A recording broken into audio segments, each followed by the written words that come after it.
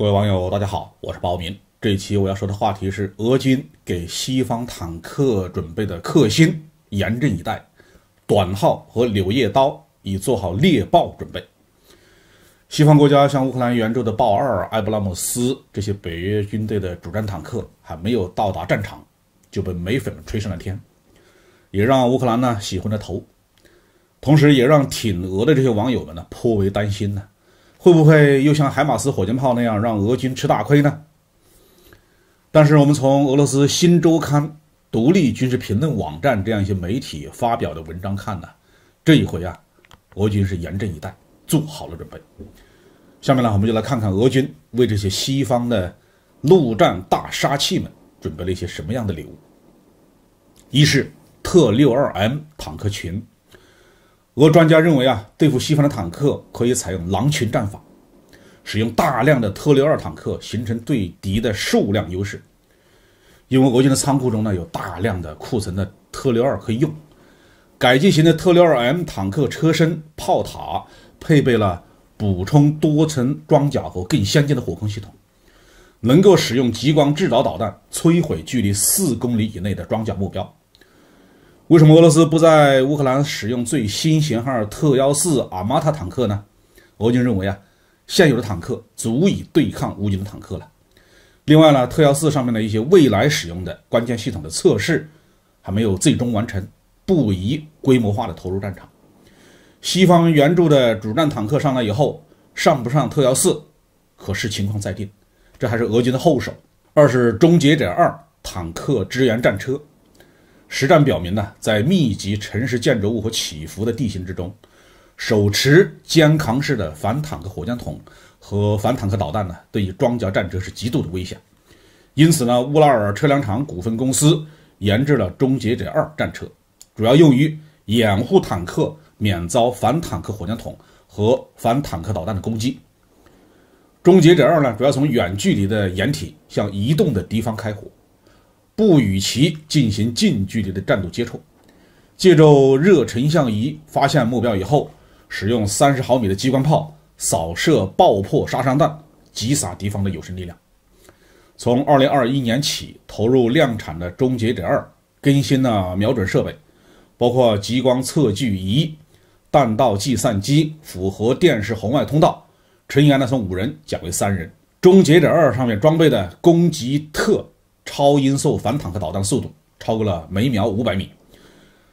它的串联巨能战斗部能够轻松的击穿敌人的反应装甲，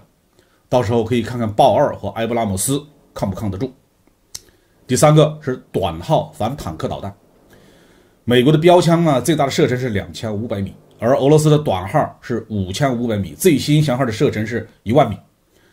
短号能够击穿反应装甲，导弹距离坦克几厘米的时候，反应装甲模块呢会起爆。短号配备串联的巨能战斗部，能够命中坦克的同一位置。第一袋装药引爆坦克上面的反应装甲模块，那么第二段装药呢是直接灼烧后面的装甲。短号还能突破坦克的主动防御系统，它同时发射2枚导弹，用艺术激光控制。如果第一枚被主动防御弹药拦截，第2枚确保能够摧毁敌人的坦克。短号对反应装甲的穿甲能力是1400毫米，而西方最好的坦克埃布拉姆斯，它正面装甲的厚度也才950毫米。第四个手段是柳叶刀无人机，也就是通常所说的巡飞弹，这是今天最有前途、最高效的精确制导武器之一。这种自杀式的无人机，它实现了无人机光学制导模块和大威力的弹药的集成，是耐心十足的杀手。俄军呢正在乌克兰使用3种型号的巡飞弹，立方体 BLA、柳叶刀1和柳叶刀3。柳叶刀系列呢是新一代的巡飞弹，能够独立的发现目标并将其摧毁，可以在昼夜任何条件下毁伤半径40公里范围内的目标。在摧毁西方向乌克兰提供的海马斯火箭炮、M777 榴弹炮和凯撒自行火炮的时候，柳叶刀这个巡飞弹呢展示了很高的效能。另外呢，还有传统高效的反坦克的利器武装直升机。俄军拥有多种数梢之上的杀手，其中卡52和米28NM是西方主战坦克最危险的克星。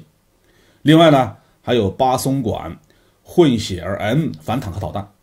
还有近战中可靠的直瞄100毫米的 MT-12花剑加农炮，以及在中东战场上对抗北约坦克取得过很好实战成绩的 RPG-7反坦克火箭筒。除了这些专门针对坦克的武器装备，俄军呢还注意充分地总结前期乌克兰战场上的经验教训，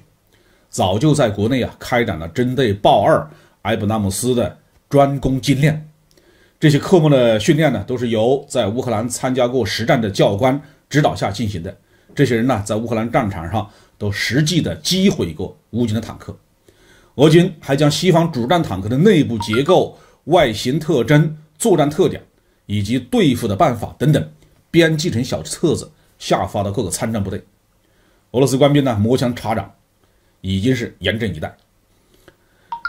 西方第一期准备提供给乌克兰的主战坦克大约100辆，集中使用的话呢，可以拼凑成一个坦克旅；分散使用可以编成3到4个坦克营，或者是10个坦克连。因为数量太少，既不能形成拳头，也很难成为利爪。到底谁能笑到最后？相信您已经有了答案。